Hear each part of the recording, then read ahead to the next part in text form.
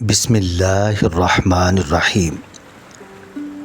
جس پاک پروردگار نے رات کے بعد صبح عطا کی، گرمی کے بعد ٹھنڈ عطا کی، وہی پروردگار پریشانی کے بعد خوشیاں بھی عطا کرے گا۔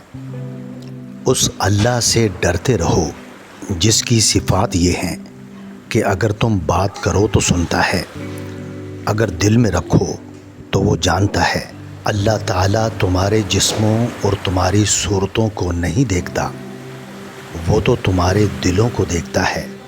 محبت میں محبوب کو دیکھنا شرط نہیں، کوئی بنا دیکھے بھی اویس کرنی بن جاتا ہے، اور کوئی ساری زندگی ساتھ رہ کر بھی ابو جہل رہتا ہے۔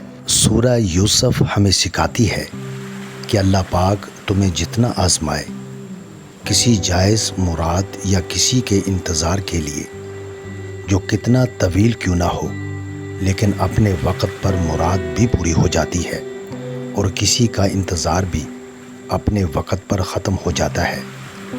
بس انسان میں صبر ہونا ضروری ہے۔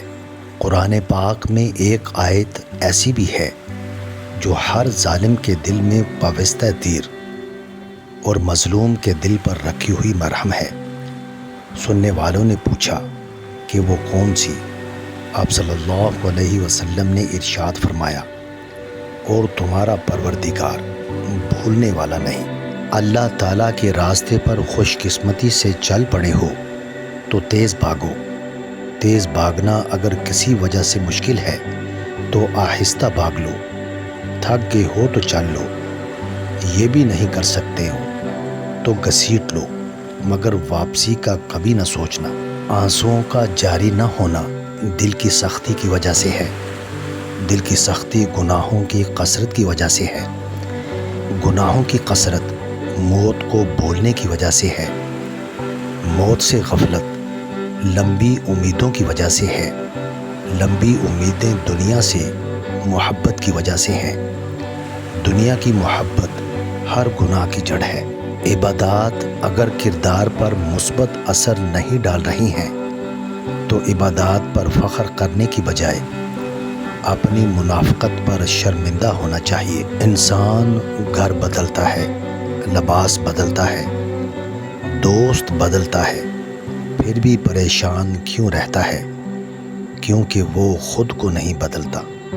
انسان کا دل اور نظر قابو میں نہ ہو تو وسوسے پیدا ہوتے ہیں۔ جو عقل سلیم رکھتا ہے وہ خلوت اختیار کرتا ہے، کیونکہ تنہائی میں قلب کی صفائی ہوتی ہے۔ انسان کو جتنا لگاؤ رزق سے ہے، اگر اتنا لگاؤ رزق دینے والے سے ہوتا تو اس کا مقام فرشتوں سے بڑھ کر ہو جاتا۔ اپنی انا کو کسی شخص کے سامنے ختم کرنے کا نام عشق مجازی ہے، اور اپنی انا کو سارے زمانے کے سامنے ختم کرنے کا نام عشق حقیقی ہے۔ جب انسان کی آنکھوں سے ندامت کے آنسو بہتے ہیں تو اس پر رب کی رحمت برستی ہے۔ قید میں کیوں رہتے ہو جب دروازہ مکمل کھلا ہوا ہے؟ خوف کی سوچ کی الجھن سے باہر نکلو۔ حرم میں داخل ہونے کا دروازہ تمہارے اندر ہے۔ حقیقی سکون صرف اس وقت ملتا ہے جب آپ تنہائی میں خدا سے لو لگاتے ہیں۔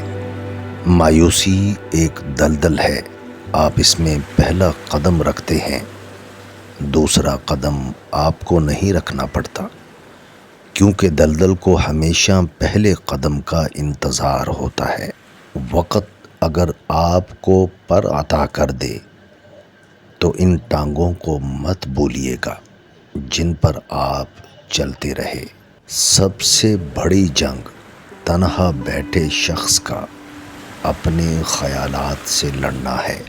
بہترین زندگی جینے کے لیے اس حقیقت کو تسلیم کرنا پڑتا ہے کہ سب کو سب کچھ نہیں مل سکتا۔ اگر خوش رہنا چاہتے ہو تو نہ کسی سے امید رکھو اور نہ شکوہ کرو۔ اپنی خوشیوں کی حفاظت کرو سب کو سب کچھ مت بتاؤ، نظر سچ میں ہوتی ہے اور یہ بہت بری ہوتی ہے۔ کسی سے نہ ڈرو نہ جھکو نہ مانگو، یہ سب لوگ فقیر ہیں، اللہ سے مانگو، وہ غنی اور بادشاہوں کا بادشاہ ہے۔ تکبر انسان کو رسوا کر کے چھوڑتا ہے، چاہے وہ دولت کا ہو، طاقت کا ہو، رتبے کا ہو، حیثیت کا ہو، حسن کا ہو، علم کا ہو، حسب و نسب کا ہو، حتیٰ کہ تقوی کا ہی کیوں نہ ہو۔ کچھ مشکلات اس لیے بھی آتی ہیں کہ تم سنبھل جاؤ، ٹھہر جاؤ، نکھر جاؤ، ایسا نہ ہو کہ تم بکھر جاؤ، بھٹک جاؤ، بیکار ہو جاؤ۔ برا انسان کسی میں بھی اچھائی نہیں دیکھتا، کیونکہ اچھائی کو وہ صرف اپنی جاگیر سمجھتا ہے۔ تنہائیوں میں اللہ تعالیٰ کی مخالفت کرنے سے ڈرو، کیونکہ جو گواہ ہے وہی حاکم ہے۔ اگر انسان کو تکبر کے بارے میں اللہ کی ناراضگی اور سزا کا علم ہو جائے تو بندہ صرف فقیروں اور غریبوں سے ملے اور مٹی پر بیٹھا کرے۔ اچھے انسان کی سب سے پہلی اور سب سے آخری نشانی ہے کہ وہ ان لوگوں کی بھی عزت کرتا ہے جن سے کسی قسم کے فائدے یا مفاد کی توقع نہیں ہوتی۔ قیامت کی نشانی میں ایک نشانی یہ بھی ہے کہ جھوٹے لوگوں کی عزت ہوگی اور سچے لوگ ذلیل ہو رہے ہوں گے۔ جب بھی تم چاہو کہ تمہاری دعا عرش تک پہنچے اور مستجاب ہو جائے تو پہلے اپنے والدین کے لیے دعا مانگو۔ محنت کا پھل اور مسئلے کا حل رب دے گا، یہ مت سوچو کہ کب دے گا، جب دے گا بے حساب دے گا۔ جس زبان سے جھوٹ نکلنا بند ہو جائے اس زبان سے نکلی ہوئی ہر دعا قبول ہو جاتی ہے۔ صرف پیسے کا ہونا رزق نہیں ہے، نیک اولاد، اچھا اخلاق اور مخلص دوست بھی رزق میں شامل ہیں۔ رشتوں کی خوبصورتی ایک دوسرے کی بات کو برداشت کرنے میں ہے۔ بے عیب انسان تلاش کرو گے تو اکیلے رہ جاؤ گے۔ آپ صلی اللہ علیہ وسلم نے ارشاد فرمایا، اگر جھک جانے یعنی عاجزی اختیار کرنے سے تمہاری عزت گھٹ جائے تو قیامت کے دن مجھ سے لے لینا۔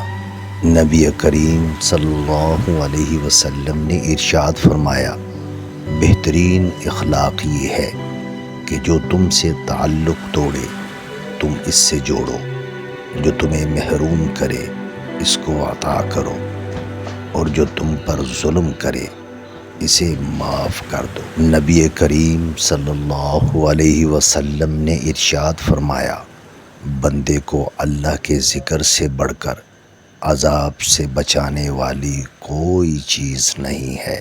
رسول اللہ صلی اللہ علیہ وسلم جب دعا کرتے تو 3 بار کرتے اور جب کچھ مانگتے تو 3 بار مانگتے۔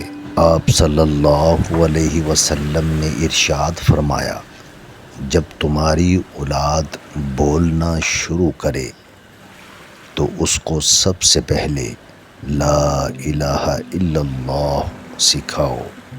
ظلم اور غرور کی سزا دنیا میں ضرور ملتی ہے۔ لوگوں میں بہتر وہ ہے جو لوگوں کو نفع دے، اور لوگوں میں بدتر وہ ہے جو لوگوں کو تکلیف دے۔ صدقہ زیادہ دیا کرو کہ اس سے تمہیں رزق ملے گا۔ رسول اللہ صلی اللہ علیہ وسلم نے ارشاد فرمایا، جسے غم و افکار گھیر لیں اسے چاہیے کہ لا حول ولا قوت الا باللہ بکثرت پڑھا کرے۔ نبی کریم صلی اللہ علیہ وسلم نے ارشاد فرمایا، جو شخص پابندی سے استغفار کرتا رہے اللہ تعالیٰ اس کے لیے ہر تنگی سے نکلنے کا راستہ بنا دیتے ہیں۔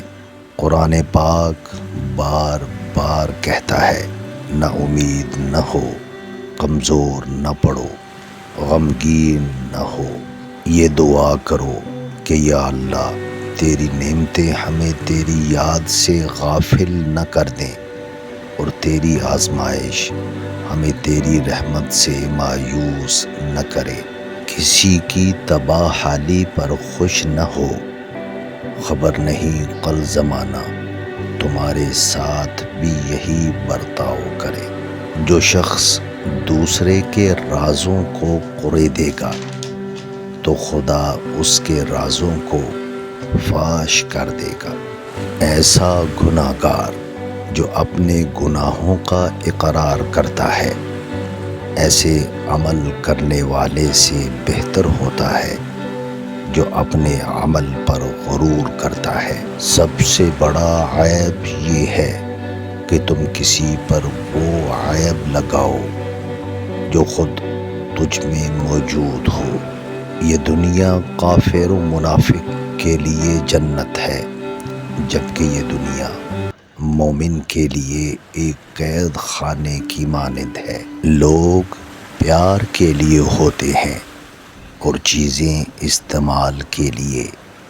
بات تب بگڑتی ہے جب چیزوں سے پیار کیا جائے اور لوگوں کو استعمال کیا جائے۔